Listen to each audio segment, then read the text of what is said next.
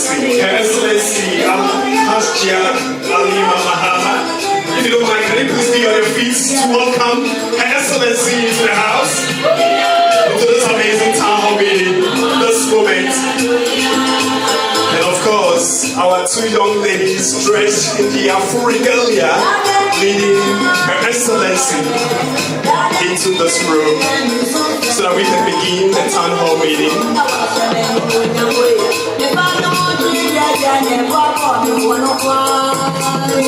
Indeed, you are welcome, Your Excellency.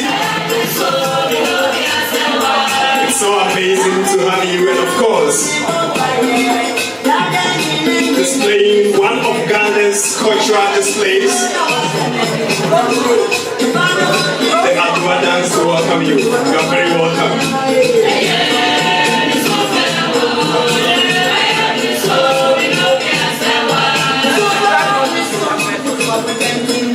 Alright, thank you so very much, everyone, for being here.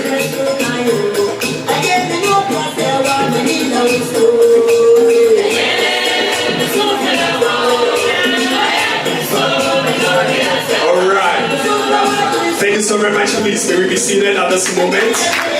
And let's put our hands together for those two wonderful ladies, ushering in Her Excellency, Hashia Alima Mahama. Thank you so very much, young ladies. Keep our culture vibrant and all the time.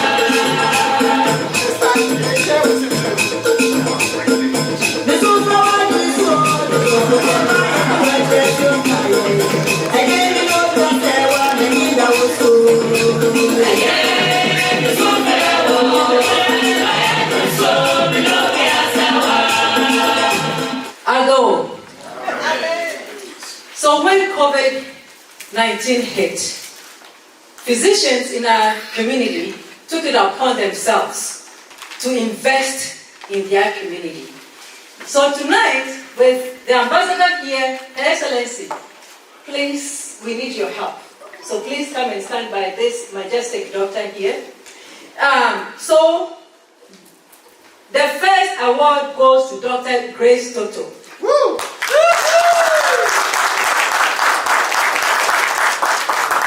For 8 months, every Sunday, Dr. Toto did a community event where she talked about COVID, explained COVID, her PowerPoints, amazing.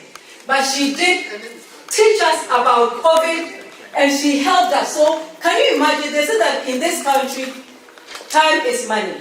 Dr. Grace Toto took time to educate us about COVID. So Dr. Toto, on behalf of a grateful community, and from your colleague who is also a doctor, and from the ambassador, Ambassador Patron, you have to hold it too.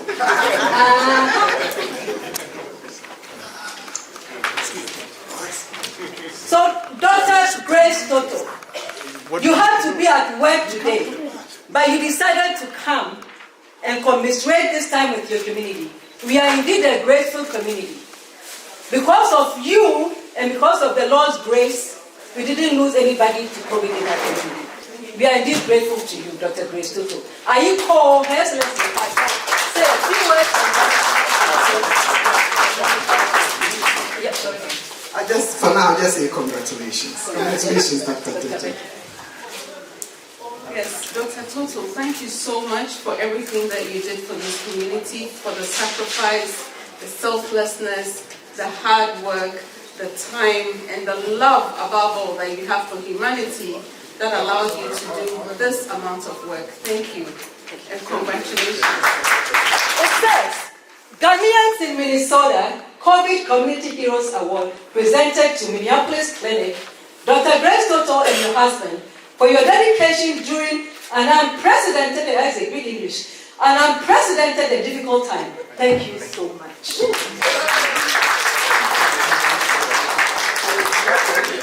And as if that was not enough, the ambassador is teaching me how to be an ambassador one day.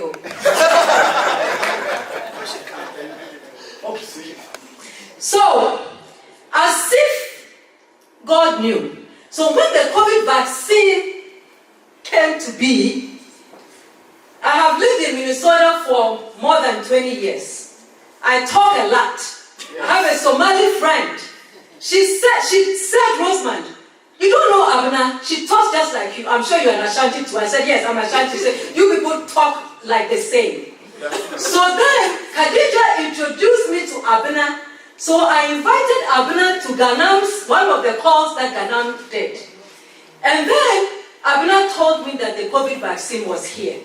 But she was going to see the black people as underlying people. So everybody that I knew, everybody that Isaac knew, the Ghanaian community, Dr. Labi and the magnificent wife, Abena, together they vaccinated most of the Ghanaians and most of the African Americans that are in.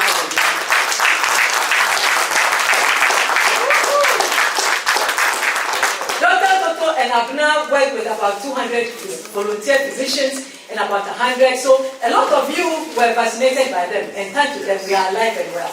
So Abena and Dr. Labi, please.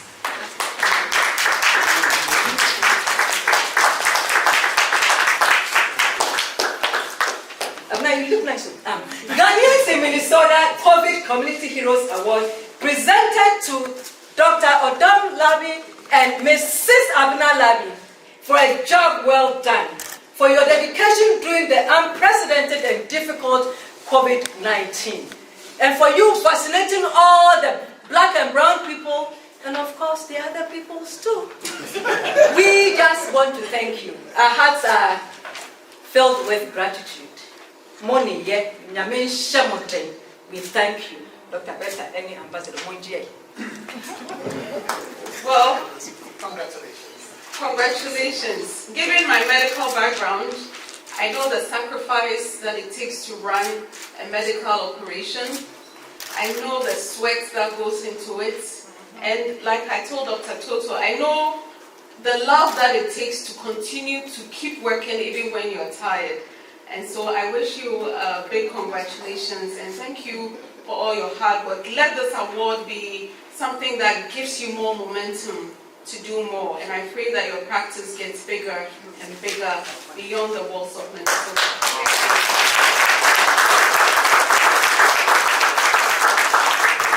All right, we'd like to welcome back Her Excellency Hajia Alima Mahama and indeed the leaders in our community.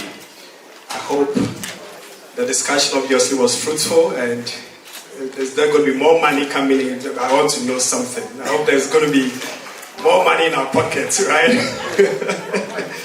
So you are welcome back. And of course, even before we go further, I would like to specially recognize the clergy, especially the leadership of the clergy. So please, let's put our hands together for the leadership of the clergy here in Minnesota.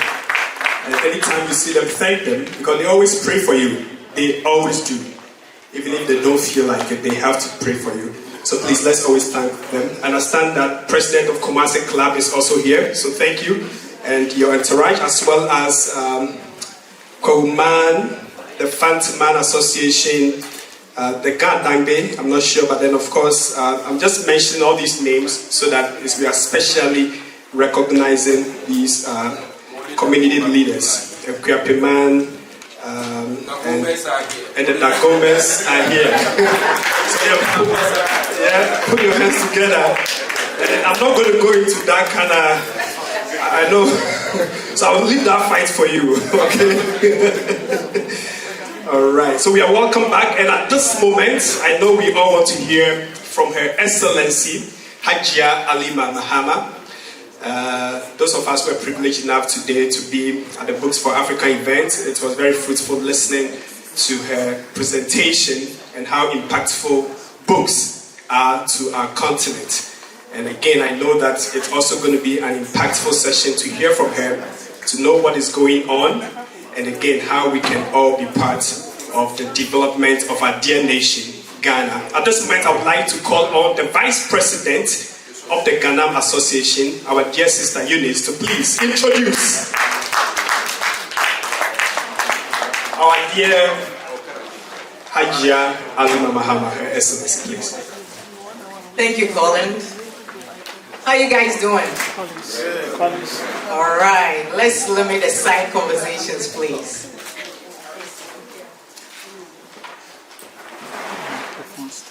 So Her Excellency Hajia Alima Mahama was appointed Ambassador of the Republic of Ghana to the United States of America in June 2021. She is a product of the Ghana Law School and was called to the bar in 1982. She holds a Master of Arts degree in Development Studies with specialization in Regional Development Planning from the Institute of Social Studies. Ambassador Mahama is a Humphrey Fellow and participated in a postgraduate studies with institutional attachments in urban policy and planning and women's studies under Hubert Humphrey Fellowship Program at Rutgers University. She was also affiliated to the Center for Women's Global Leadership, the Center for American Women in Politics, and pursued a 3-month attachment at the World Bank. She is a recipient of a Persian Fellowship Award sponsored by the Government of Canada and administered by the University of Ottawa and the International Development Research Center. The program focused on development administration and management. Prior to her appointment to the United States, Ambassador Mahama served as a Member of Parliament and a Minister of Local Government and Rural Development from 2017 to 2021. She was also a Member of Parliament and Minister of Women's and Children's Affairs from 2005 to 2009. Her passion for gender equality and development and growth for children has been evident throughout her career, and more especially in her contribution to the passage of Domestic Violence Act and the Human Trafficking Act, as well as ratification of related conventions at the level of African Union and the United Nations. She was also influential in changes in Ghana's national health insurance law to improve maternal health and more. Ambassador Mahama served as Senior Technical Advisor for the Program for the Attainment of MDG in Liberia from 2009 to 2011, a program supported by the government of Denmark to promote gender equality and women empowerment. Throughout her career, Her Excellency Hajia has held many prominent roles, including serving as Ghana's Deputy Minister for Trade and Industry. You can imagine that the list goes on and on and on, and I haven't even finished reading there. Please join me in welcoming Her Excellency Hajia Mahama. Thank you.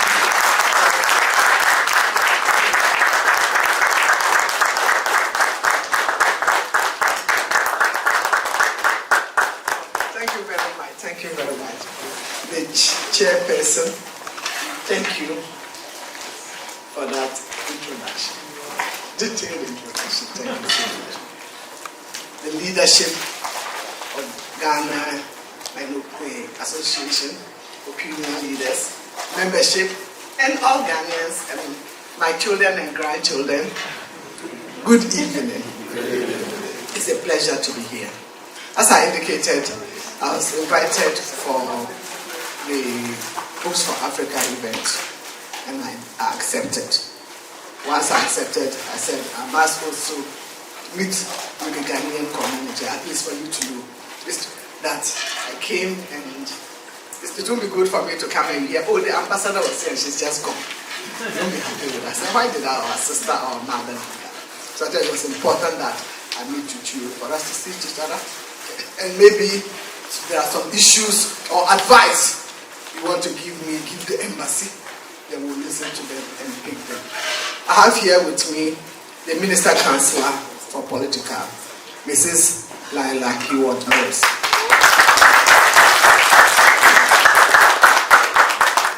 And I have also with me the Deputy Director of the Consular Service, and he is Tete Ade.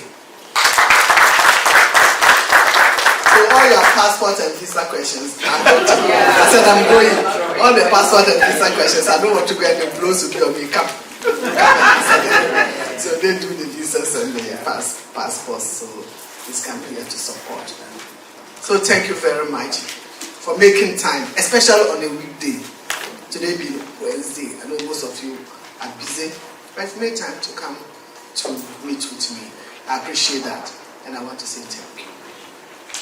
When President Nana Akufo-Addo appointed me, the first thing he told me was that your service is to the Ghanaians first.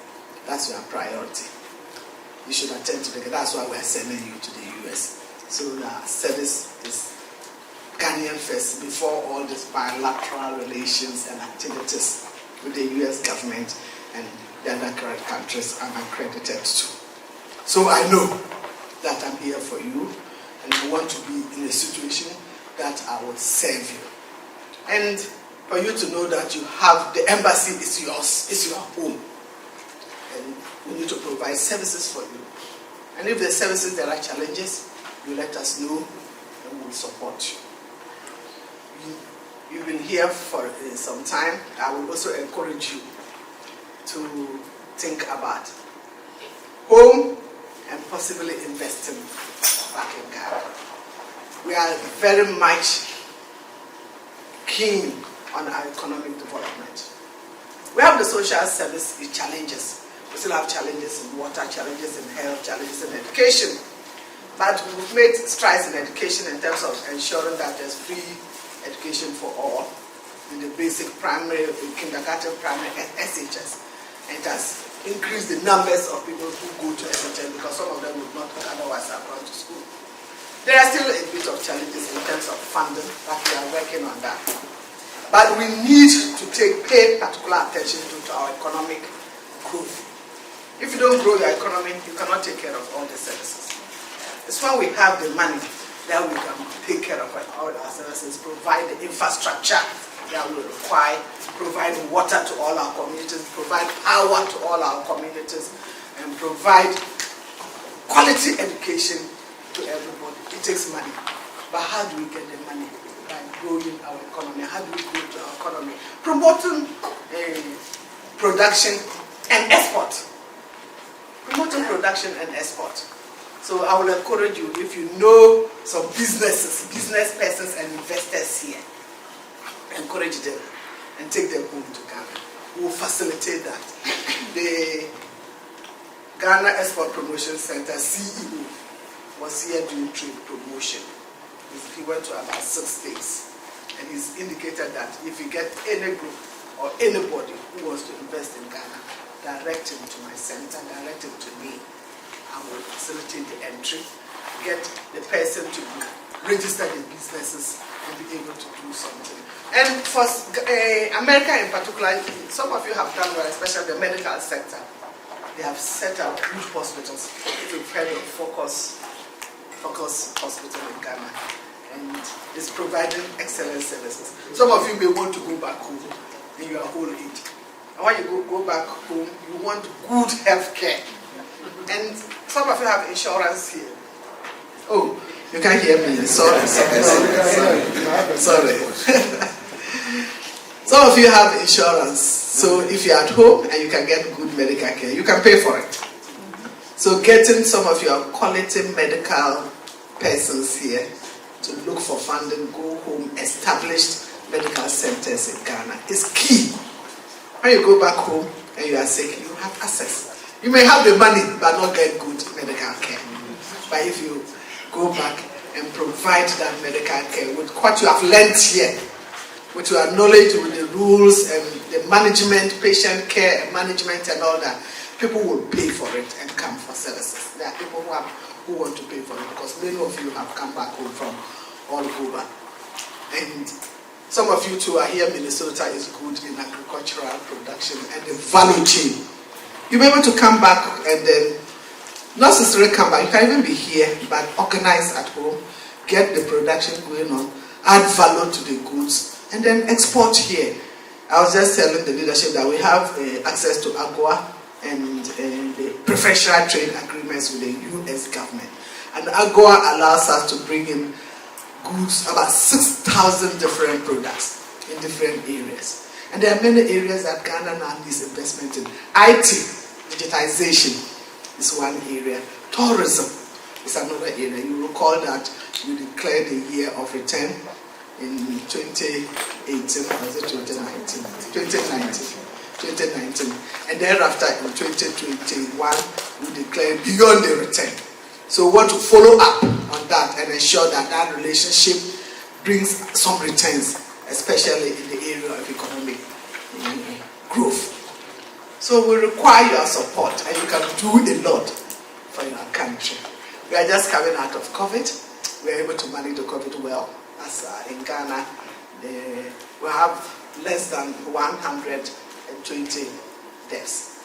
If you compare that to 1 million here, of course, our population is bigger, but like if you do it in proportion, we're able to manage it well. We started doing the right protocols, talking to people about it, and our vaccination rate compared to here is not good, but compared to other places it's not bad. At least we've gone 25%, over 25% vaccination, and growing. It's low, but if you compare to other African countries, most of them are less than 10. Yeah, because even getting the vaccine to start with was difficult.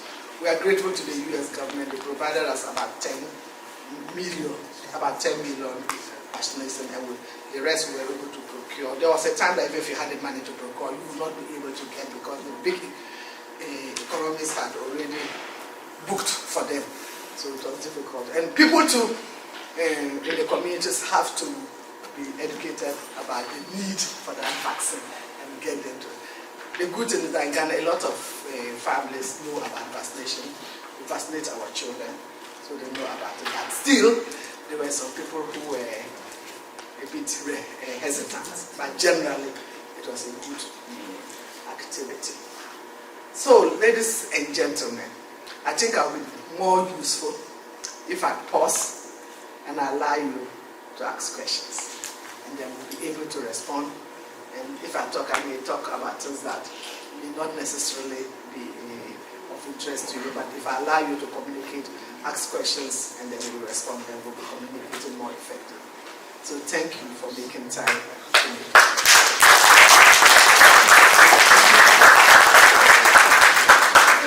Ladies and gentlemen, one more time, please, let's put our hands together for Her Excellency Hajia Alima Mahama. Thank you so much for touching on some very important fundamental issues that affect Ghanaians, and of course, which are always our concern, from education, indeed, to how COVID was also tackled, and as well as business, which is really the life and the backbone of our economy. So we are happy to hear you talk about these very important areas. At this moment, we are going to allow for questionings. Like she said, it's better for you to ask your question, and then she can take time to answer. I know some of the questions may go to her assistant, so whatever way it is, we'll direct it appropriately. And please, in our questioning, let us be as concise as possible, because one thing I've realized is that the Ghanaians, before they finish answering their question, they've actually answered their own question. They will start asking the question and they provide the solution and everything. And now you left her with like, okay, what else do you want me to say? So please, let's keep our questions very concise. Maximum 1 minute, and then if there's a need for follow-up, we would do that. But please, let's keep it to one question at a time. Let's be respectful, and let's allow emotional intelligence to really manage the situation that we're in, so that we can get the best out of the reason why we are here. So there's going to be a microphone that will be to the audience. So if you have a question, please raise your hand, and we'll walk to you with a microphone. Thank you. Thank you very much for being part of us. Can you tell us your name? My name is Bernard Ajay. Representing, yes. No, just the name. Representing myself. So my question is about dual citizenship.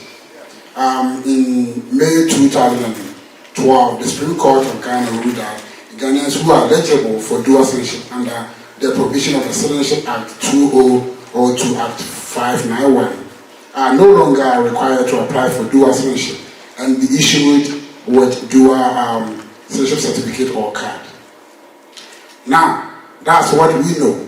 But when we, those of us who have been here for a very long time and have been issued with citizenship in the United States, when we are going to Ghana and we do have our passport and then American passport, we still have issues at the airport that we're supposed to issue visas before we can enter Ghana.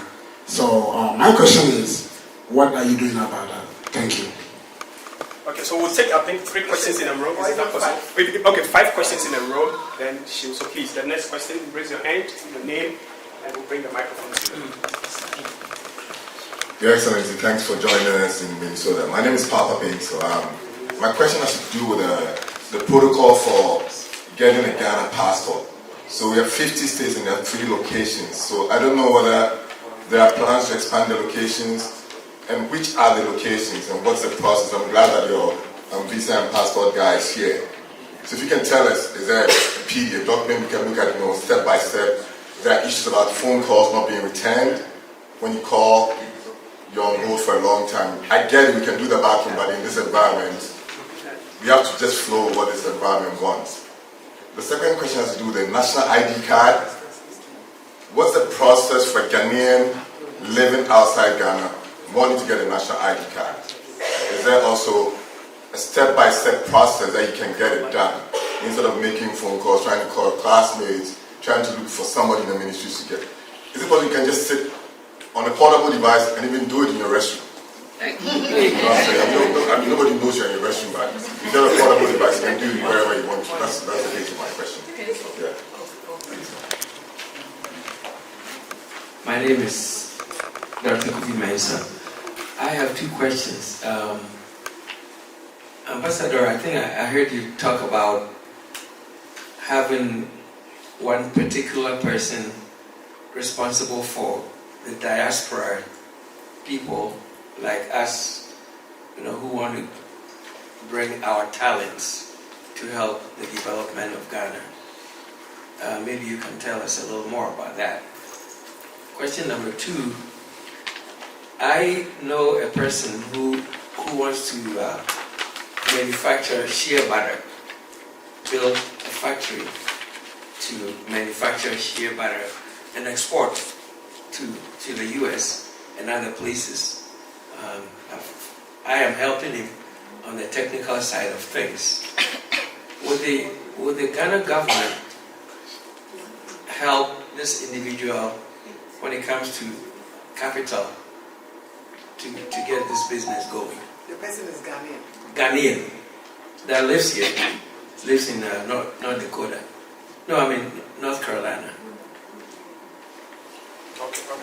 All the 3 questionnaires, but at least up to 5 questions. So do we pause to? Yes. Yeah. Okay. All right. So please, Your Excellency. Thank you very much. The dual citizenship issue, I will just talk a bit and then you note and add on to it. Yes, that law was passed, but there are still administrative procedures to follow. And then when the law is passed, we're waiting for the Ministry of Interior to give us administrative guidelines to follow in the implementation. The other point is that if you enter with your US passport, if you enter with your US passport and you say have dual citizenship, what is the evidence? And that's why the immigration officer will ask for your evidence. And that's why they give that small certificate. You can just insert it in your passport so that when you go, you give the evidence. Yes, you agree, that's the point. Once you're a citizen, it cannot be taken away or not. But if you are entering through the immigration, they want to show evidence. If not, anybody can just come and say, I have dual citizenship. That's why they ask for the evidence. But he will add on to it. The protocols for Ghana passport, whether we will have more services outside. Yes, we've planned to create more honorary consuls. One will be in Houston. Houston had one, but we would do the services of the guy, the gentleman who was there. Now we want to set up consular there. So far now we have Houston, California, Atlanta, Chicago, and Worcester. There's a big Ghanaian population in Massachusetts, in Worcester in particular. So we are not putting it in Boston. We are putting it in Boston. So these are the 5 areas that we have identified. We did some interviews and sent the interview report to Ministry of Foreign Affairs headquarters. So we are now waiting for their approval. Immediately they approve, we will issue out the letters and then go through the process of setting up the consulates. And most of those consulates, those who have offered themselves to be the honorary consuls, they will look for the offices. It's a non-paying job. They will look for their offices, they will set it up. We will then take the responsibility of giving the person the visa booklets so that they will be issuing the visas and collecting the fees. We will pay the person minimal for administrative. It's usually small. What they do is they also insist on charging to get adding something small to get their fees. But that is not yet approved by the government of Ghana. It has not been approved by Parliament. So we are telling them that when you do this job, you are volunteering to do it. Maybe there will be other recognition that you will get, but it's not necessarily monetary benefits. Yeah. So those are the 5 areas that we are on. The national ID card. What's the step-by-step process? The National Identification Authority has the responsibility for issuing ID cards. And they've indicated that their plan is to come out to the various other countries and issue ID cards. They have not yet outlined the process and the schedule and the timetable, but they indicated to us that they will be coming to issue national ID cards here. And I mean, say here, I mean in the US and the UK. I'm sure they'll be starting with where we have bigger Ghanaian population. Talking about travel, the ID card is now a valid travel document to Ghana. And they have informed all the airlines that anybody who comes with a national ID card, allow the person to board, is accepted in Ghana. So you don't even have to travel to your passport. You just go to your ID card and you have entry into the country. Diasporan officer, yes, they have set up a diasporan office in the office of the president. And the officer in charge, the director, is one Dr. Ababiu. He was in the US here. I think he was resident in the metropolitan Washington area. I'm not sure, but he's now in charge. His deputy is Nadia. She also lived in the US before. And the essence is to serve you, know about your challenges, and support you. He indicated, I was with him in Atlanta, and some of them lamented that they sometimes are able to mobilize medical supplies, medical materials to send to Ghana. They get the money, ship them to Ghana. When they go to ports, they face all sorts of challenges. And in the end, they have to pay demurrage, which comes to huge sums, and they are not able to pay. So they abandon. It's a challenge. So, and they are bringing this. They know that it is needed. All these medical supplies there in the communities. So what do we do about that? And he indicated that if you are able to get the medical supplies before you ship them, get in touch with his office and give him all the documents. And what he will do is support the process, have the bill of lading, everything, and ensure that when it comes to the port, he'll clear all the customs and issues for you, and through the Ministry of Finance and the IRA and all that. And when the goods get there, they'll be cleared easily. So that's why the diaspora officer, the office is there. Some of your challenges, they will deal with them. Manufacture, share, butter. I'm sure you've heard of the One District, One Factory. The One District, One Factory supports people with funds. And then they work and equip the equipment. When you bring them to, you can also waive the duties on those equipment that you bring in. So the person will have to go to the Ministry of Trade and Industry, register to say, I've identified this place, this is my location, and I have this is my proposal, this is the business I want to do, and I'm shipping in equipment, this and this and this. These are the equipment I'm shipping, and I also want to apply to your loan facility or your support facility. That will enable me to establish the factory, and the person qualifies to get there. So let me give the mic to Tete Ade to talk a bit on the dual citizenship, and then you will also add. It's always nice to meet with the Ghanaians whenever we travel, because it provides us the opportunity to disseminate information and clarify any misconceptions that you may be having. So regarding the dual citizenship, Her Excellency mentioned the technical bits, but I also want to add up the practical aspect of it. So technically, you are not allowed to travel with 2 passports. Technically, it's international law. That is why the dual citizenship card harmonizes the 2 passports. But practically, if you have the Ghana passport, which is valid, and you have an American passport, you can travel into Ghana with the Ghana passport, and then you come back with the US passport.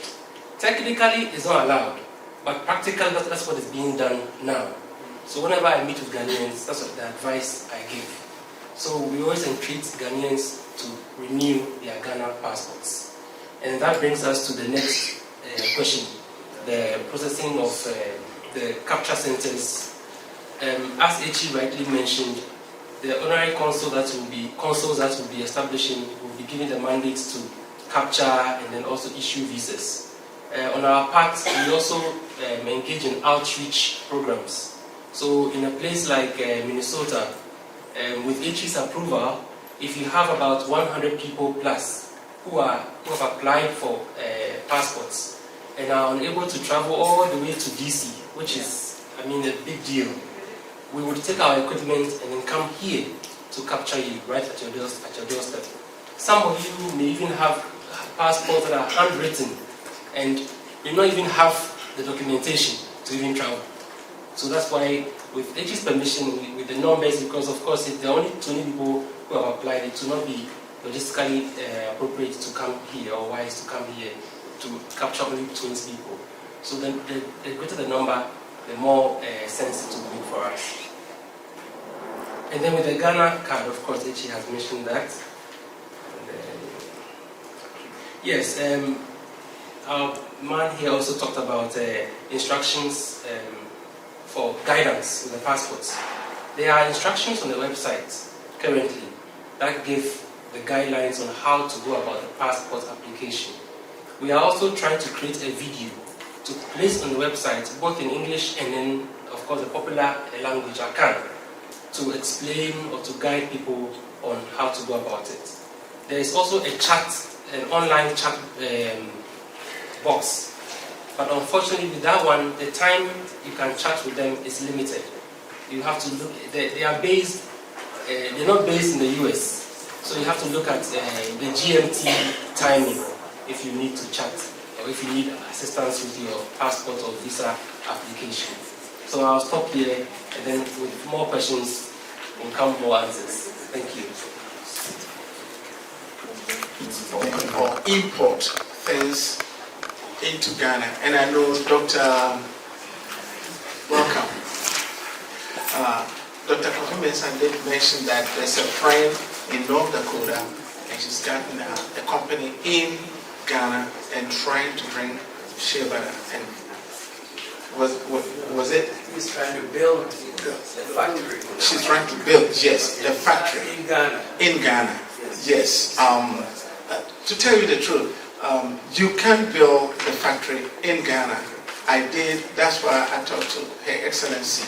We do have 2 shea butter factory there, and we do also have neem tree extraction and guava tree extraction. The main thing that you need to do is go to USAID. USAID, the first point. Okay, once you go there, you talk to them. This is what I'm trying to do, and I want to export that to the US. They will come and inspect. One, there's a lot of people who want to bring just dry pepper. The dry pepper is dried on the roadside, or even cassava for Konkonte. It's dry, but once they come to inspect how you're doing it, they will give you that license for you to help and bring your share by that, and they will help you. You go to EcoBank, you go to places, they will support you with loan, as long as that they know that you are trying to bring that in here. And if anybody need a little help in trying to establish that, we've done it. I will, and I work directly with the consulate here and also in Ghana with USAID how to build that. Thank you. So please, other questionnaires, are your questions well answered? Is there any clarifications that you want at some point? Okay, which part of your question? Because I have a friend who went to Ghana with a Ghana passport. He's a citizen here. So when he is coming, and he showed them American passport, they asked me for a visa. And he said, I don't have a visa because I'm a Ghanaian. That's what the law says. They said, no, then we are not going to let you go on unless you pay for the visa. Or otherwise we're going to delay you that you miss a flight. So we just need... So that's why we're advising that once you get the dual citizenship, you are given a certificate. He should travel with the certificate. He should have shown the certificate as evidence of having acquired dual citizenship. That's the response we are given. Anybody who gets dual citizenship is given a small certificate. So just show that certificate as evidence. Okay. Hi, my name is Abina, and I work in immigration, and right now we have a huge influx of Ghanaians that are coming through the Mexican border. And the majority of those Ghanaians are folks who are part of the LGBTQ community. And I heard you speak so eloquently about wanting to ensure that Ghanaians from here are able to go back home and, be a part of building a better Ghana. And so with all that we're seeing right now with what Parliament is trying to pass, my question to you is, what can we do from this end of things to do some education in Ghana to ensure that we're not going back in times and trying to pass harmful policies, and also our brothers and sisters are not walking from Brazil to Mexico to seek asylum and with their children and facing really hard conditions just to get here to be, in a place that's safe. And then my second question is there a way that the embassy could partner with, let's say, USCIS? Many of us take biometrics with them when going through the immigration process. Could those biometrics be used then for passport renewals or getting dual citizenship? Because it's really not accessible for everybody to travel from Minnesota to DC or to New York or other places. And so is there a way that we can build that relationship to allow the process to be streamlined for folks? Her Excellency, my name is Ebenezer Otu. You did talk about free education, and I have a little concern about this free education. And my question is, why is it that the poor and the rich, they are all going to school for free? Because in this place, what we have come to understand is those who are working so hard, making more money, end up paying a lot of taxes. So if the rich, instead of the rich paying for their children's school fees, why is it that both the rich and the poor, they are giving them that free education? Okay, thank you. Please, any further questions? We're taking at least 2 more questions. Thank you. My name is Edith Amperform, and so welcome to Minnesota. I wanted to say something to Bernard's question. He was talking about the dual citizenship certificate, which you reiterated. I went to Ghana and went through the process, and they said, excuse me, that this is a dual citizenship that you're getting, and I never got a card. So what happens then? Thank you. Right. One more question. Oh, okay. Gandhi.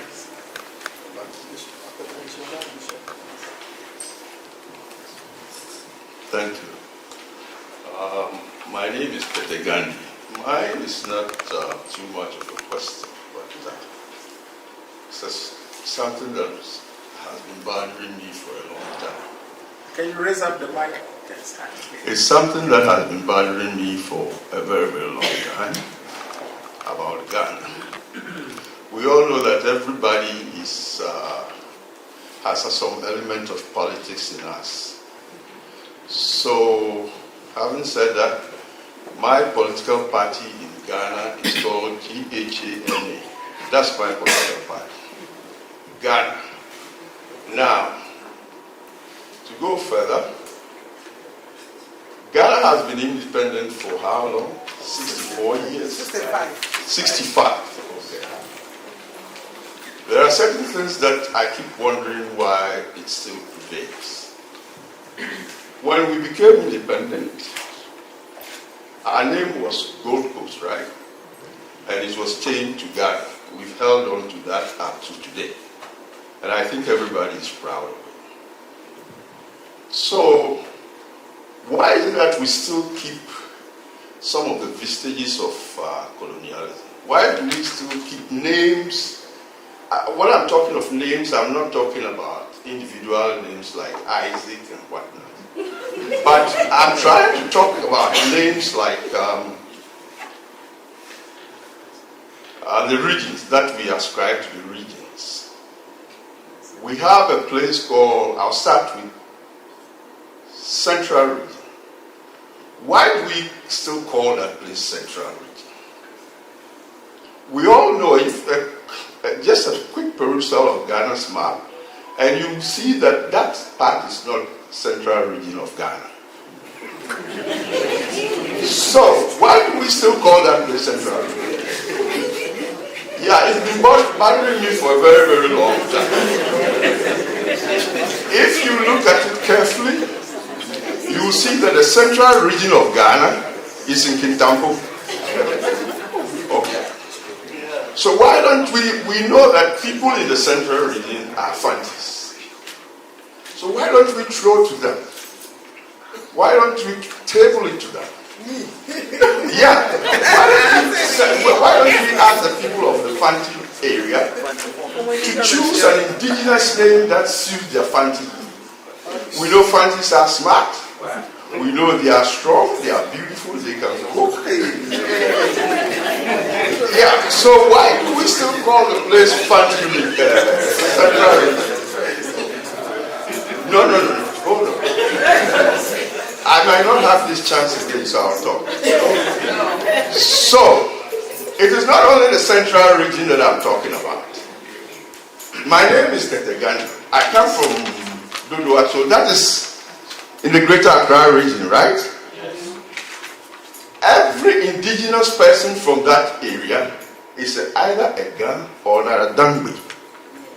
Why do we still call that place Greater Accra? This one is a matter for the activists. It's a matter for who? For the activists and for the regions. Yeah, I'm not part of them, but I'm trying to use you. No. What I'm saying is, I will not promote that. I will not go and start campaigning on that. It's not my duty. Okay. But if there are some activists who want to raise it, and the regions accept that, yes, they see sense in what the activists is saying, want to change it, they will send a petition. And the petition will follow the legal process. Our constitution provides for those processes. And through those processes, it will end up in parliament. They may even do a referendum in the region to decide whether the people really want to change the name. So there's a lot of activity involved in that. So when you go to Central Region, you can do the activism. If they buy into it, then they will petition. And the petition will go through the legal process and end up in parliament. It may even, like I said, a referendum in Central Region, and then it goes to parliament. And if it's approved, they change their name. Thank you. Okay, so please, if you can go ahead. Bishop wanted to explain. Oh, okay, please, Bishop. Then we'll go back to you. Yeah, I want to say thank you again, Excellency, for coming. This one is on the National Cathedral. I want to find out how things have gone in the motherland. And then how are we getting this to those of us in the diaspora? Because I have a few friends who are talking a little bit about it, and I want to know the views of the Ghanaian community there, and then how those of us in the diaspora can also get involved. Because they talk about both advantages and disadvantages. So mine is on the National Cathedral. Thank you. No, I think at this moment we've had at least 5 set of questions, so we'll go through them, and hopefully we can do our last session after these answers. Please, Your Excellency. Earlier on, somebody mentioned a bit about the communication, the ring, and then no response and all that. Now we have recruited a custom relations officer to be by default, and hopefully there will be improvement. Amen. Hopefully there will be improvement. And we've also got somebody, we've taken our time to also look at our information link email address so that the person will also be able to respond to all emails. Or direct the email to the authorized officer to handle it and give a response. So we are working on that and we hope we'll get improvement. The immigration and the LBQ2, the issue. The law has to recognize the bill, not law, the bill that they were promoting. I'm sure now you've seen that it's gone down. It's not as active as it came and everybody was talking about it, fighting for it. Definitely, there's been some discussion and work on that. So I don't think the bill will be passed. Parliament may decide to, but the way it's going there, it's going to be there. I don't think it will be passed. And you were asking what could you do about that? Advocacy helps. And usually those who have the voice push that bill. A few just decided that we were bringing the bill, and they pushed and became the narrative, the education, the talk in Ghana. It became the discourse. Everybody was engaged in that. But people who would give a different voice seemed to be silent. So it's also important that if you look at it differently and you want to also advocate on a different side of it, let your voice be heard. And they will look at reason. But I will say for now, it's a bit down. The Mexican border issue is a heartbreaking one. It's a sad one.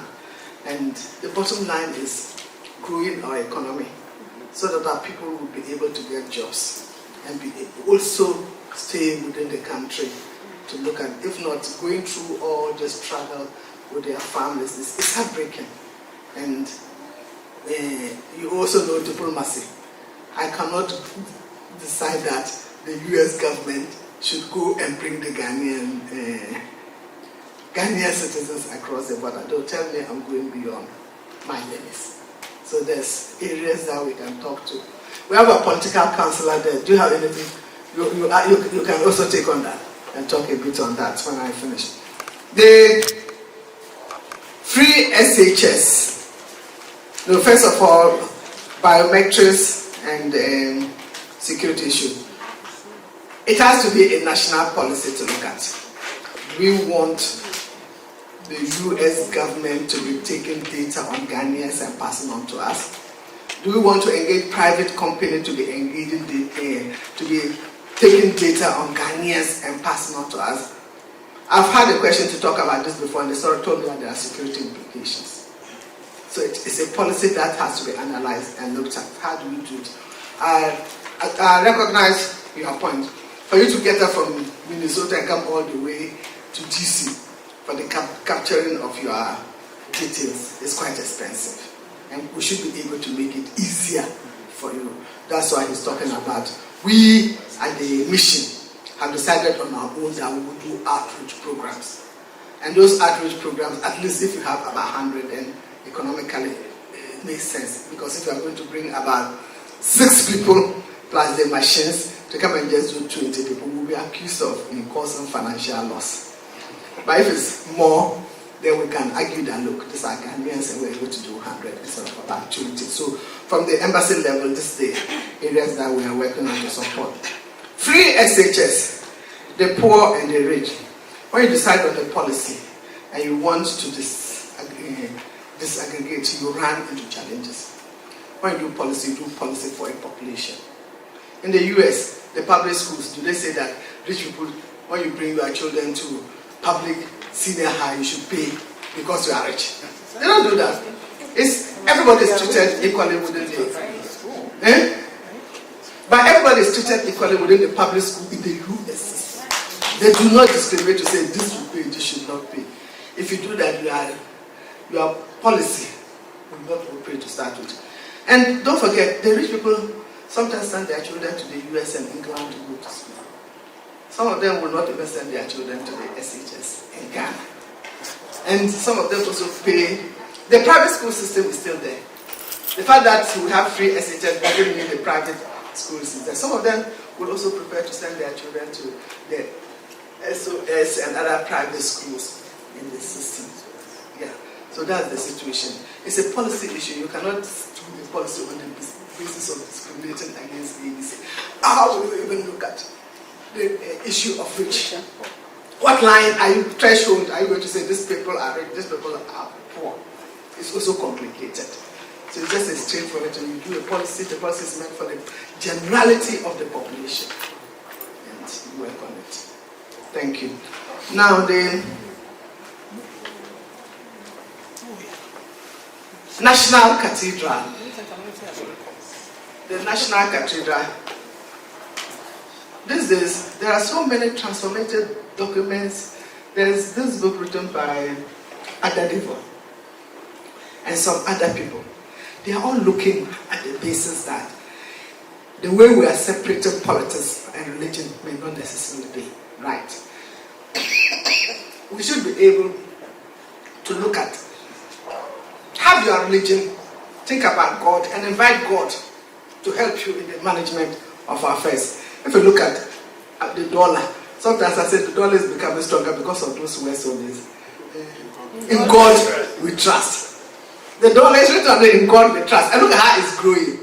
And here they have a national cathedral in DC.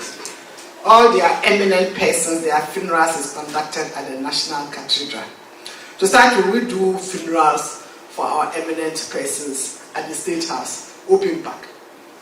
If the family says no, we don't want open park, we want to do it in the room, then sometimes we use the conference center, International Conference Center.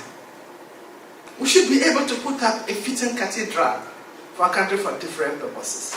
And one in many countries, in France and Germany, they are using their cathedrals as tourist attraction and making a lot of money with it. You go there to go to some of their cathedrals, you queue, long queue, every day in the summer, and they are making money for it. So we could also put up a good cathedral in Ghana, and it becomes a tourist attraction for us. You have to invest. If you want to make money, you invest to make money. You invest to make money.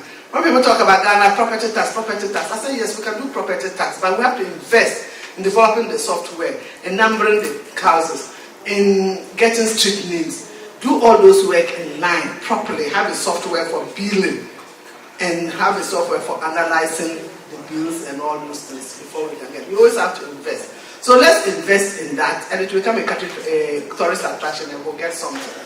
Attached to the cathedral will also be a museum of the Bible, and it will be the first of its kind in Africa. And we'll also look at the context of Africa's contribution to Christianity, because we believe that there's a strong contribution of Africans to Christianity. And we will, I believe, with all the various things that we will put in there, the craft and various things that we will develop and put in there, people will come and look at it. It's become a tourist attraction, just like the Museum of the Bible in the USA. So for me, it makes sense. And don't forget, I'm a Muslim, I'm a Hajiya. But I think that building the cathedral is useful for Ghana.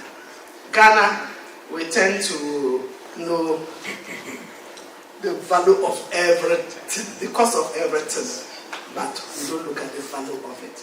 Every time we're talking about the cost, you invest and you gain later. If not, we'll not be able to do anything good for our country. And we are looking at contributions from everywhere.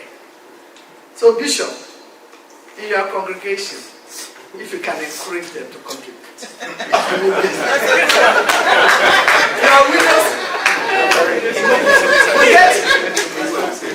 I'm a Muslim. I've already sent in my contribution. And the chief imam, I'm sure you read, some of you read that the chief imam contributed.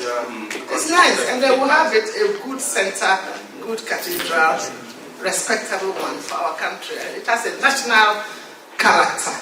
So we're looking at contribution to make, and there are some people around who are prepared to support. But the debate is always in Ghana about politics, unfortunately. Unfortunately, everything now tends to be political, either this party, Ghana party, this party, or that party. We need to also think about Ghana first and development of our people. Just like the e-levy. E-levy, after COVID, many economies have been hit. It's not only Ghana. And we need to mobilize resources to support our social infrastructure and economic infrastructure. A lot of communities still need water. A lot of communities still need health facilities. COVID showed that our health facilities infrastructure was very weak. There are so many districts without hospitals. So it's important that at least, we are not saying every community, every village, but it's important that in every district we have a hospital. Basic hospital, maybe the regional level will become the referral stage, the referral hospital. We need resources for all this. And we are moving on digitization. Right now, the highest productivity in the country is within the IT sector. It's the mobile money center. So if you have an area that is growing, and that is where you have the highest productivity, it only makes sense that you cut that pace more and get money. How do you mobilize your resources? How do you mobilize your resources? You mobilize money from taxes. And if you see an area that your economy is growing, high productivity in that area, that's the area to that you direct your taxes to and get some small money to support the economy. So it's just 1.5%. 1.5% added to the mobile fund. If, for example, you transfer money to your own account, it's not affected by e-levy. It's not affected. It's when you are transferring to somebody else that you pay 1.5, and it's supposed to be paid once. When you pay, that person is receiving, the recipient does not pay in it. So it's just to find ways, innovative ways of mobilizing resources to promote the economy. What we should be worried about is at the end of the year, we should be taxing the government. How much do we mobilize under E-level? And what did you use it for? Yes. Yes. Say that again. Yes. How much? We should be proactive, constructively proactive in that area. How much do we mobilize and what do you use it for? And then they should indicate it. And that will encourage communities to feel like, yes, this one we got here, this one we got here, this one we got here. We need to start doing things for ourselves. You can borrow to some extent. You can't borrow beyond that sustainable level. If you borrow to a certain level, beyond a certain level, then you are just killing your economy. You need to generate your resources in us. Thank you. Talk a bit about the migration issue. Thank you very much, and thank you for bringing. And then you can also add on to the biometrics coming in from the Mexican border. About the bill, as Her Excellency has already explained, that was quashed in just about the first few months that it was raised. Usually, when there's a party in power, the opposition tries to do almost everything, which is acceptable. It's the right thing to do, to query whatever is going on, and this is what was brought about. But I can assure you we have human rights advocates, Professor Prempe, Professor Kajeko, who quelled this. Now, because we have visitors in our midst, Mamenka Ahanu Tree in show. Sebi a for Fana Pekrata, and to Sebi Onyebi Kra, or see what you do. Now, a humo bronti, a abrafon who say, or Pekrata. That's all Castle Ebia, no more. So there are various reasons that come through which people seek asylum. Do you understand me? So for each case you have to interrogate it very well. Else it will look like we are persecuting the LGBTQ in Ghana, and we are not. We give them health care. We don't ask, based on our constitution, we are not supposed to discriminate against people. So yes, there are genuine cases, but there are also cases that really have been fabricated. That's one side. And then there was a gentleman who also asked about the education, the free education. Why is it for the rich and then for the poor? As Her Excellency has explained, policy is rolled out evenly. And after some time, after it's been rolled out, it is revisited and evaluated. Now, if you follow the Vice President, you know he's going about the system of digitization, address system. You're saying the rich and the poor. Who's rich? Who's poor? So it's after the systems have been rolled out. Here, you can pick up one person, you get their social security number, and you can know almost everything about them. We are now building that infrastructure. So until that process is complete, and then we re-evaluate the system, we can't tell who's rich and who's poor. Yes, you can see they have a big shop. They are selling so much. Do you know how much they earn? How much of the population is taxed? We are now working on all those parts. It's a building block, and after that we evaluate, and you can tell who's rich, who's poor. You're rich, you pay this percentage. You're poor, you pay this percentage. But for now, the system is rolled out evenly until we get the building blocks right. Thank you very much.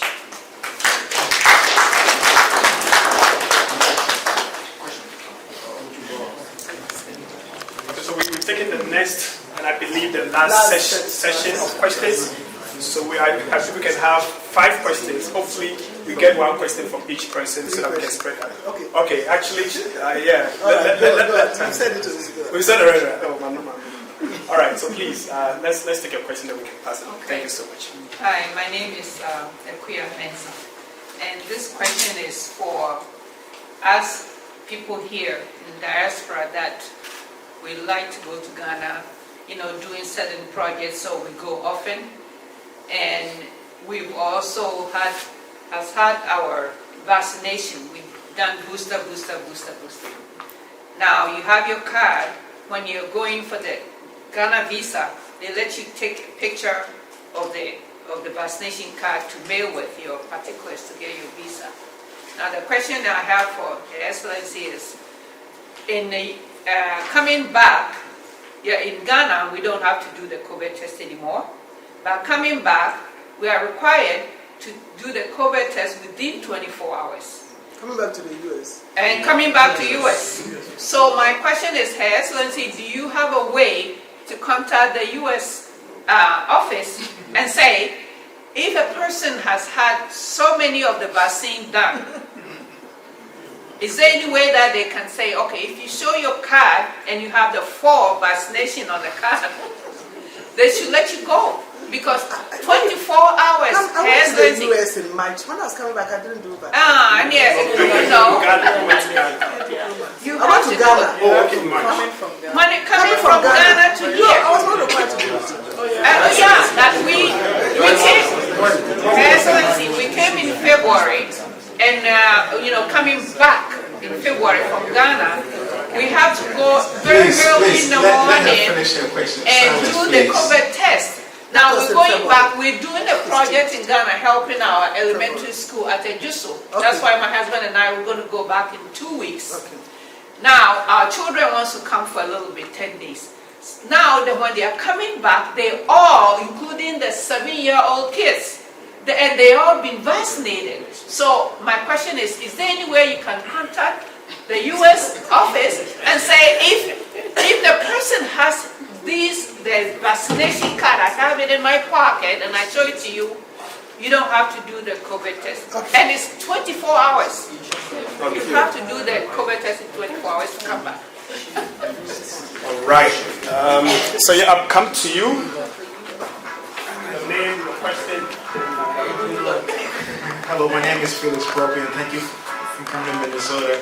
Earlier you mentioned that tourism is very important to the government of Ghana. But right now, if you want to go to Ghana, it's a process. You have to send your documents into DC to get a visa.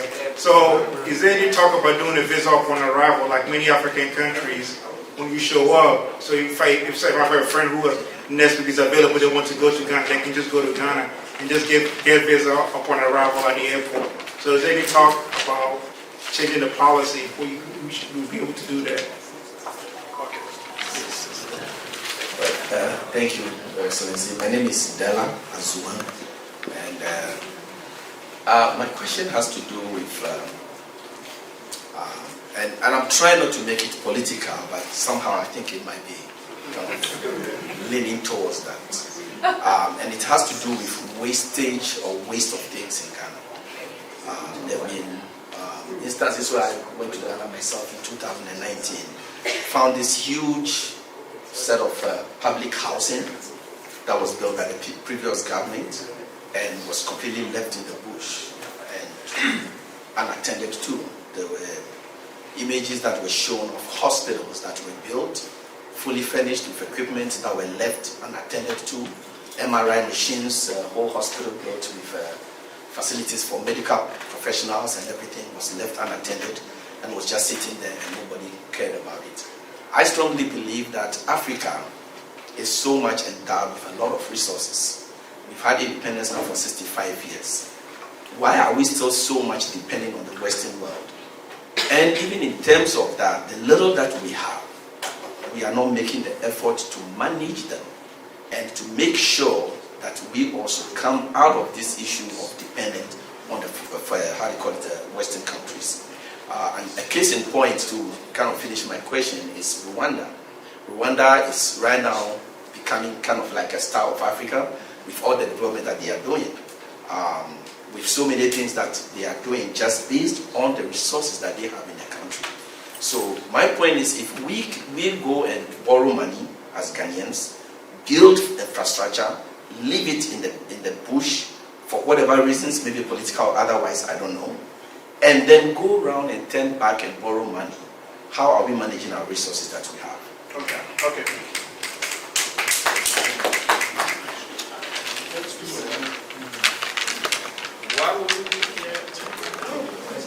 So we take the last two questions and we'll wrap up.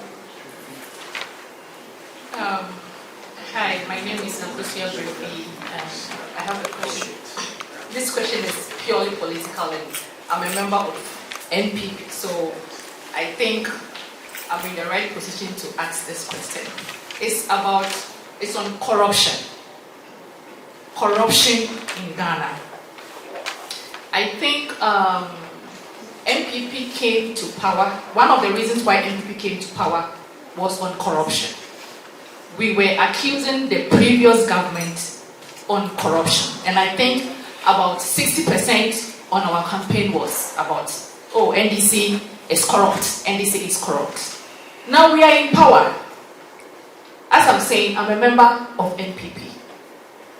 But I can confidently say, I'm so disappointed in my own government on corruption, not everything.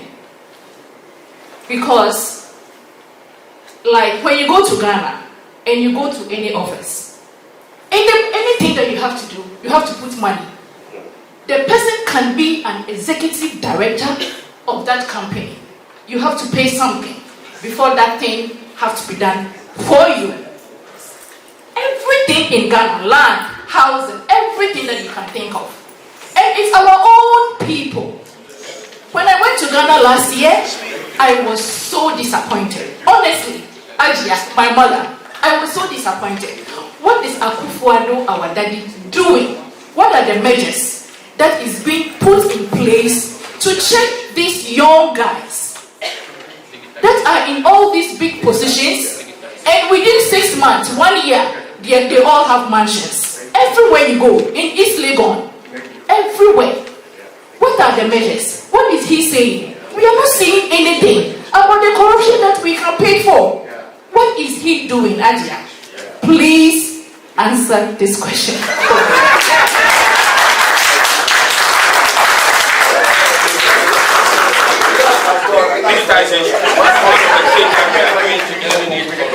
Okay, for time's sake, please, let's make it quick and just one more, please.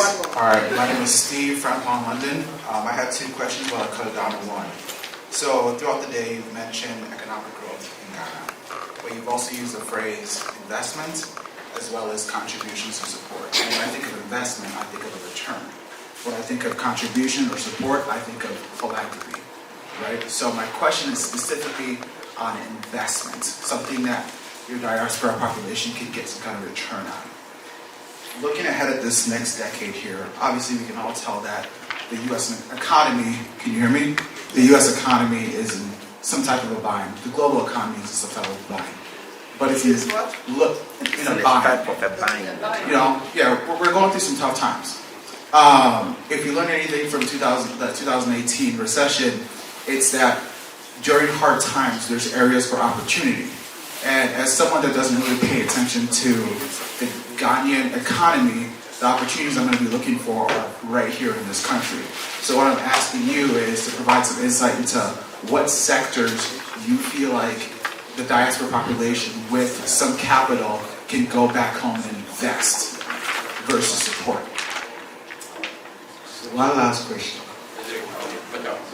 Yeah, go ahead before me. Mine is just a suggestion, not a question. Yeah. Thank you. My name is Abdul Fattah Abdullahi. I'm from the north. Tamale, specifically. So, I'm 28, and I don't know why I already think about being old at 28. So at 28, I already think about old age. And one of the questions I have is that I'm not sure what specific role the Ghana Embassy in the U.S. is playing. As what I mean is that is the embassy taking lessons from the U.S. that would work in Ghana? And the reason is that I'm specifically from the north, like I mentioned earlier. And this is the side where especially old people are easily accused of witchcraft. And funny enough, I've never seen or heard them accuse a rich person of witchcraft before, always a poor. And so, what lessons are we learning to make sure that our health insurance is covering things like in the US they have the home and community-based services like the nursing homes and other services that is taking care of our older population. And in Ghana too, our older population is growing. What provisions or lessons are we learning in the US that we could apply to take care of our older population, especially our older vulnerable population in Ghana? Thank you. Okay. Okay, I'm back. Sorry, jealousy, I would like to speak about it.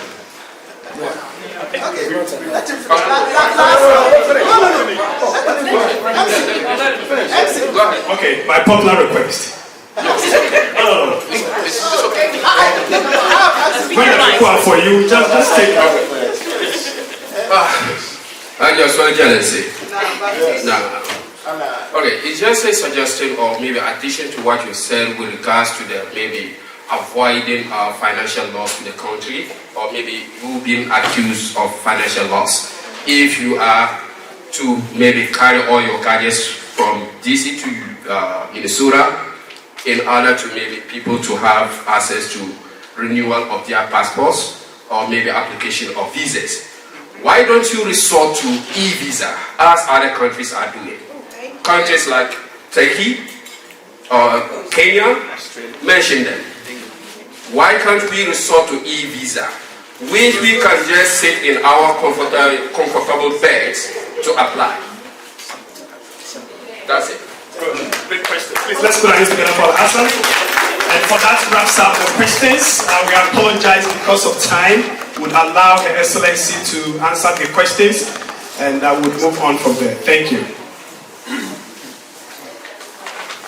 You will respond to the issue of the visa on arrival. When the business persons, we are encouraging business persons to come. Why don't you do business on arrival? And you also respond to the question of the e-visa. But just quickly, the e-visa, no Ghana is thinking about it.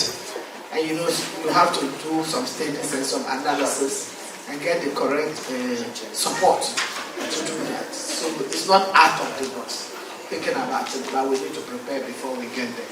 But you can add on to it. Yes, the COVID test. Every country has these protocols. And I know my limits. I can go and tell them that this is not the area of reciprocity. This is not the area of this. It's about health issues. Okay. So, I want to be frank. I can have a conversation about it. I can have a conversation when I meet with State Department. I can have a conversation about it. But at the end of the day, those are their rules. Just like we also had our rules. And we have now studied the situation and found out that we are able to handle it. So once you have vaccinated, you think you can come to Ghana. If you are not vaccinated, then you will be tested. But once you are vaccinated, you come to Ghana. They have their rules. They are still insisting on the COVID test. We cannot tell them that we had our issues, and now we have moved on and said that now we are able to deal with it. You come in once you are vaccinated. But they also have their system. They are insisting on COVID test before you enter here. If they were allowing other countries to enter with a test, and then only Ghana, they can ask questions. Why are you discriminating against us? They are not. But that is everybody. So those are their rules. I can have a conversation like I said about it, but I cannot determine that for them. And abandoned infrastructure. Possibly some infrastructures were not immediately continued. I know about the affordable housing. They were not continued, but they started working on them, and many of them have been completed. The other part is, if you come in as a new government, and the documents indicate that we borrowed X amount of money for the affordable housing, the money is there, we've completed the affordable housing. Then you go physical verification, the housing is not completed, and the money is not there. It's difficult to go to Parliament to appropriate money to finish those projects. Sometimes that's the complication. It's difficult to go to Parliament to appropriate money and finish those projects. If they said, we had this money, we'll finish the projects, or we had this money, it's in X account, then you can't find the money, the projects are not complicated. Parliament will require that you do an investigation and do a lot of things before they can appropriate money for that purpose. So it happens, but sometimes there is litigation about it. A number of issues. For example, one of the hospitals I know about is the University of Ghana Hospital. I don't know about any other hospital, but I know about the University of Ghana Hospital. There were a lot of litigation about that. So you have to make sure you sort all those legal issues out before it becomes operational. Okay. The corruption. Where is she? So when you asked to pay, did you pay? What? You said when you passed it, they say you paid this, you paid this. Did you pay? I didn't pay, but I didn't get my job done. Yes. Yeah, I had to. Most of the time, the giver and the receiver. Yes. We all fuel the supposed corruption that you are talking about. But the other thing is, in Ghana, a lot of the corruption issue is perception. You've made sweeping statements, but I haven't seen good examples of such. It's perception. Sometimes it's perception. I'm saying, sometimes it's perception. Like for example, she says everywhere. When I was Minister for Women and Children, there was no corruption in the Ministry of Women and Children. When I was Minister for Local Government and Rural Development, there was no corruption. At least from my side of the coin. And if you see corruption, now we have the president set up what we call the Office of the Special Prosecutor. You can report to the office of the special prosecutor with your evidence. But many people do not report. They complain, they do not report. They just talk, they don't report. Report to at least we start at the office of the special prosecutor, report. And then you can say, I reported on this day, provided this evidence, and nothing can be done on that. But I'm sorry to cut you, but on my case, the person told me that that land, whatever, they told me that even if I go, it won't go anywhere. Yes. Was it a private land? Yeah, I bought a land. Yeah. Yes, so that is not government's issue of corruption. It's a private land that you bought. Unless you said you are going, the government wanted to register it to you for you and take it for somebody and register for you. We have to systematically fight corruption, and we all have to be part of the process. We have to work on it and be part of the process. Absolutely. If someone you want to do some activity and they are saying corruption and all that, speak out and talk against that person and make sure you make a case about it. And we should have confidence to fight against corruption. If we don't fight against corruption, it's not going to clear off by itself. But I'm just saying the number of things that government has done, the special prosecuting one, and that's why now we are also insisting on digitization. Yeah, but let me they operate. Let me finish. Can I finish? Okay. Digitization. We are insisting that everything now should be digitized. And we should follow that procedure. Payment of money and digitization. You cannot just go and pay under the table, and it should go into the system.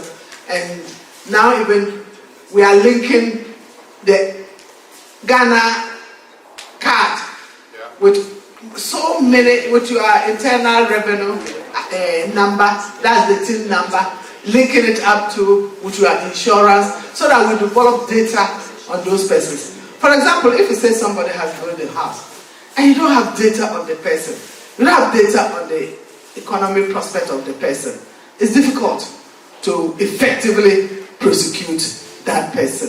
So we should start, we are starting with the digitization and developing the database. Here in the US, I think they know everything about each person's income and status.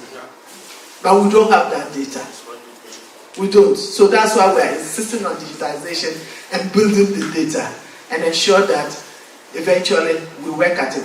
But I will also say that we all need to work on corruption. We all need to tackle it. We have to stop illegal collections. And be prepared to testify and stand firm to report and testify. But you hear about corruption, then you talk about it. You hear about corruption.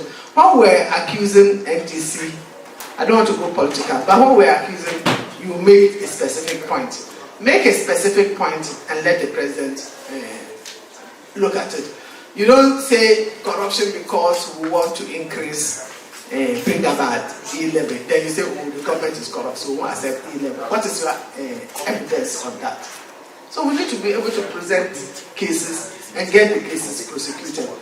When the president takes action, I just read from the web that the former procurement authority boss is being prosecuted because companies that he had a connection with were given won some contracts to carry out certain projects. So those are the kind of things that we are talking about. You get the evidence, you follow through, and you prosecute. But if you don't have evidence and it goes to court, the person will walk out. And we don't want to be going to court for the fun of going to court. So let's all work together, collaborate, and ensure that we eradicate corruption. But I believe that with digitization, it's a good measure. And with the growth of our economy gradually, it's a good measure. The problem with corruption is that in a community where there's poverty, people feel that those who are better off are taken. So they should also look for opportunity to take. And we need to streamline our systems. We are working on our system, our institutions, get our institutions to work better. So hopefully, let's keep our fingers crossed and let's collaborate and ensure that we eliminate corruption.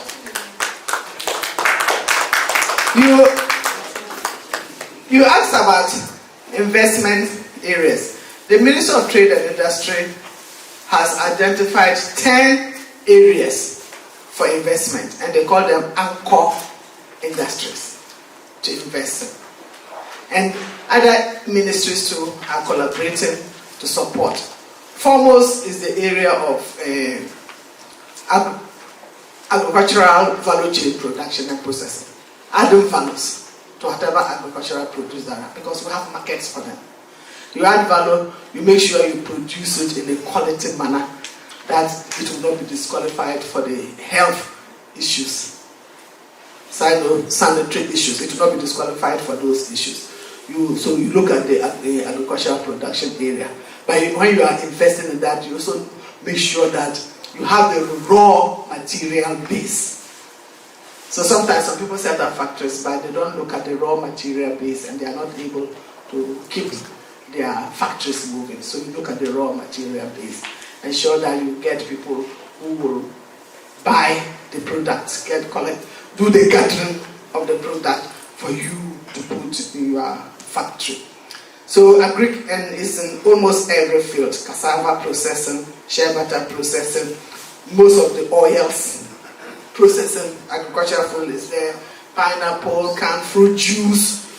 For example, in northern Ghana, during the season, watermelon is so much in abundance. You can get watermelon for 1 cedi. It's a lot. What is the glad? And they get rotten. When they are not in season, one watermelon will be 20 cedis. That's the problem.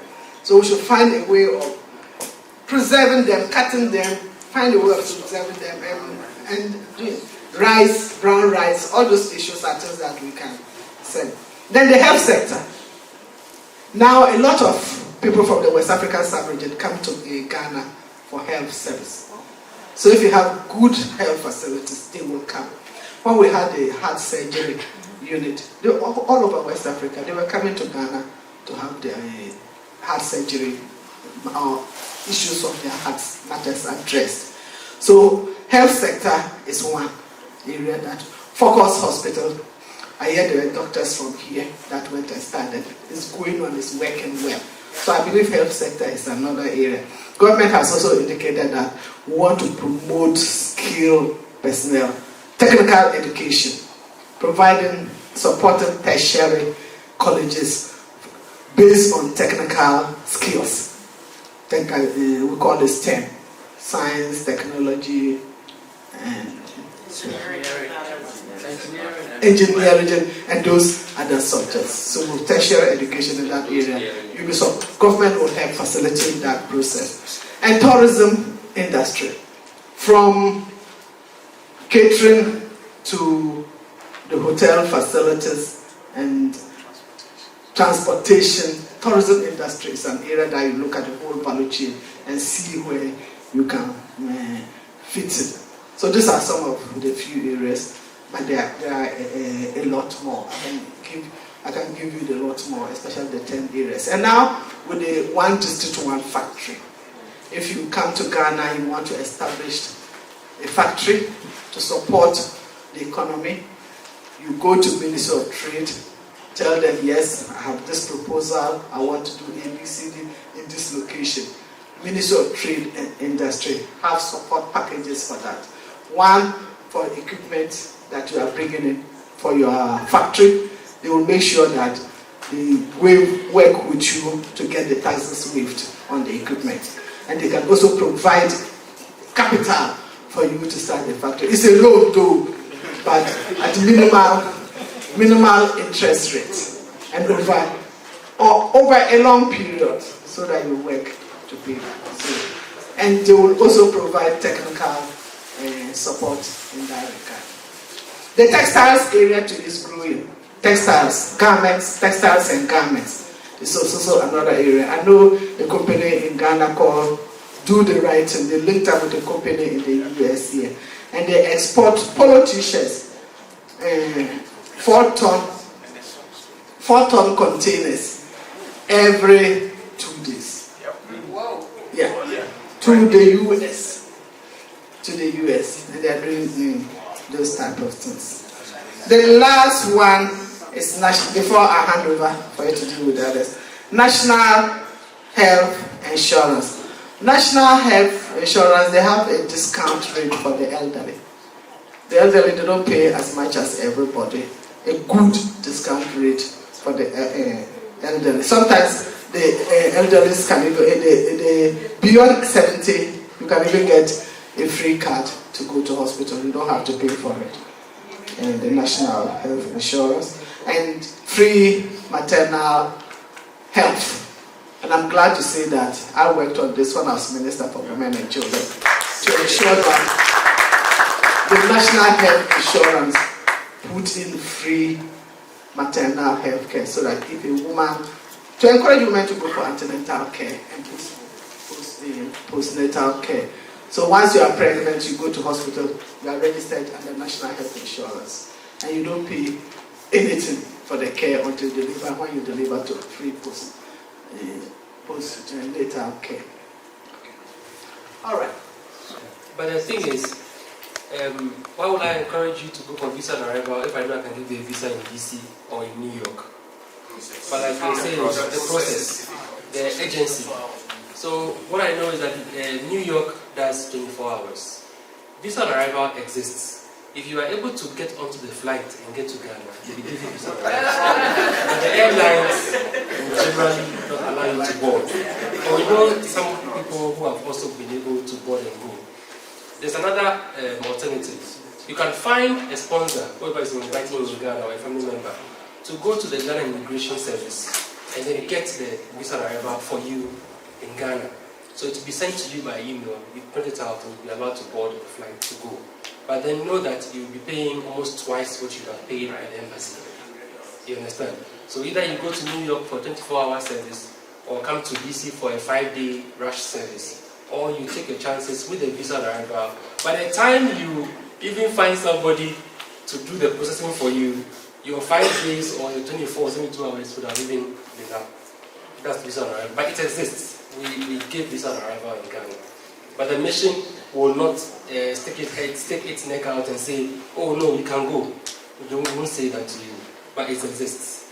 Then with the e-visa, yes, the e-visa is something that is coming up. In fact, in January, it was supposed to have been rolled out in January this year.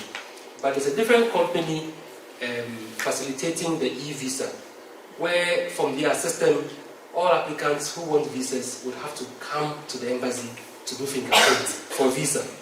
And I know you want to hear that. Yes. So we spoke to them and said, no, US is a whole continent. It's not just every country. With the biometric passports alone, we are even having issues with people having to come to DC, let alone visa issues. So that they are now trying to collaborate or coordinate with the existing system we have. So that all you have to do is apply like the passport, put in your biodata page, your picture, and then whatever we ask for. And then the visa will be printed and it will look like the US visa, which has all the details. And then you will have this issue of misreading the visa. That's another issue we have. I was hoping somebody would even talk about that. You read the expiry date of the visa and think it's the expiry date of the passport, thinking it's that of the visa. But with the introduction of the e-visa, all those things would be resolved. Thank you. And let me add that sometimes you have to help us. Someone arrives at the airport to go to Ghana, and they tell the person your passport has expired. And the person is now calling the embassy. I'm at the airport, I was going to Ghana, and they say the passport has expired. I said, when you bought your ticket, didn't you look at your passport? How can you be at the airport and you are not telling me the passport has expired? Sometimes too, I don't want to put undue pressure on my staff. So when they do that, then I call them. Sometimes they have to issue travel certificates. The person is far away in another place, then we have to issue travel certificates and then send the person and all that. So don't also put that undue pressure. Just yesterday, someone was in Chicago airport and saying that he left Atlanta to go to Chicago to fly to Ghana. And he thought he could go to Ghana and get a visa on arrival. But the airline will not accept him on the plane.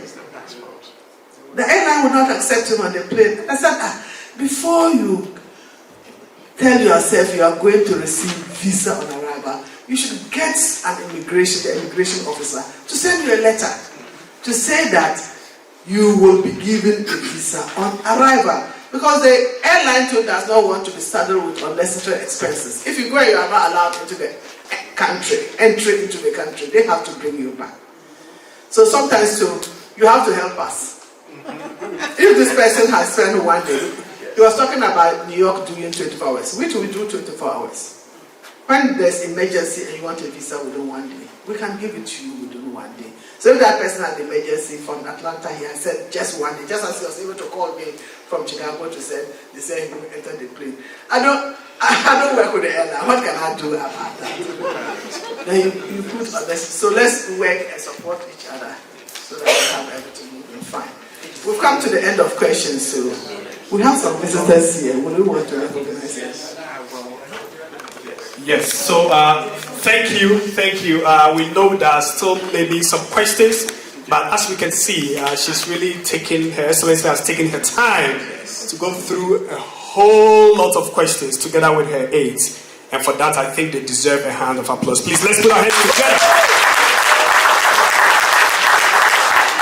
And any follow-up questions, please, you can always reach out to us. We'll find a way to contact DC. And we'll help you get answers to those questions. At this moment, we'd like to recognize other personalities in our midst. Mr. Basil Ajo, he is with the Minnesota Africans United and also the Kofi Annan Scholarship. Please. And he's with his team, Michael Bechard. I hope I got the name correct. He's the Vice President of William Mitchell Law School, the Vice President. As well as Mr. Ben Dossman. He is an investor and a farmer. Please, let's put our hands together. I think briefly I will give you the microphone to talk about the special investment opportunities that people can take advantage of and how they can get in touch with you. And for the want of time, please, we can keep it short for us. No, keep it short because there's food over there. People who really want to go to the table. So my name is Basil Ajo. President and Chief Executive Officer for Minnesota Africans United. It's a coalition for Midwestern 13 states that have actually come together to propel and increase prosperity not only for the African diaspora community in these 13 states, but also helping African diaspora willing to invest and go back to their countries of origin. We have about 14 programs: business development, housing, trade and foreign affairs. And before I even got to county, I worked for Senator Klobuchar for 3 years and a half. Those 3 years, the most difficult cases that I worked for were your cases, immigration cases. But anyway, one thing that we actually do to do business with Africa is taking people like these, taking them to Africa to shake hands, create opportunities for job and trade, through trade mission. And we did a survey across the state of Minnesota. We're asking young people in colleges and schools and high school about how would they like to see themselves moving forward, about their visions. Kofi Annan, who is our father and the father of the world, who studied in Macalester University and went to become the Secretary General of the United Nations. We wanted to inspire our next generation and propel Ghana and Minnesota colleges and university system for more Africans to come from the continent, for more of our children, our friends and neighbors to have access to our educational institution. We created a scholarship. Every year we give 10 scholarships to African immigrants studying in Minnesota community colleges. And the scholarship is still on right now. Due date is on the 15th. You go to our website. If you have a kid or a brother, let a person apply. We could thank you for this money is only coming from friends who really want to help this. If you have a friend or a sister or somebody who's going to our colleges who apply for this scholarship, and mentorship is part of it. Taking it with other states is part of this program, and just to make sure that we produce more coffee and make Africa great and so proud. And I will leave it at this time so that we can let the ambassador rest and hand on our feet. Thank you so much. Yeah, thank you, but please, I can always reach out. I will give his contact to you, and thank you.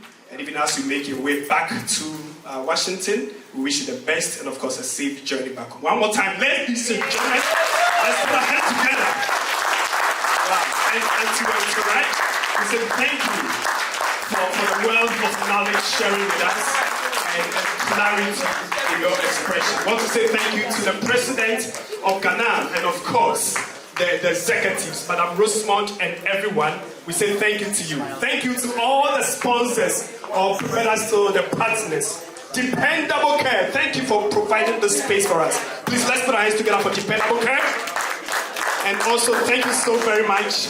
We want to say thank you to Books for Africa, to the ADC, and the host and the Minneapolis Health Clinic, as well as the Oda Medical Center.